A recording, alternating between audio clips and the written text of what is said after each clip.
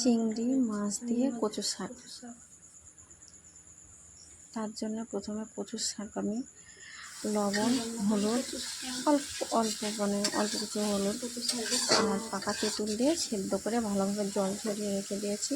তারপরে কড়াইতে সর্ষের তেল দিয়ে তার মধ্যে গোটা জিরে, কালো জিরে, শুকনো লঙ্কা ফোড়ন দিয়ে তারপর পেঁয়াজ কুচি, কাঁচা লঙ্কা কুচি,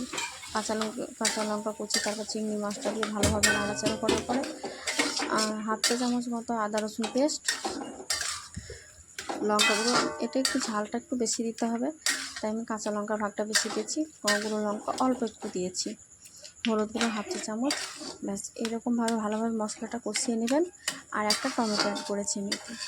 টমেটোটা ভালোভাবে যে কষানো হয়ে যাবে, ভালোভাবে নাড়াচাড়া করানোর পরে কচুর শাক আগে থেকে সেদ্ধ করে রাখা কড়াইতে দিয়ে ভালোভাবে নাড়াচাড়া করে নামিয়ে নিলেই রেডি কচুর শাক। আপনারা একদিন ট্রাই করবেন।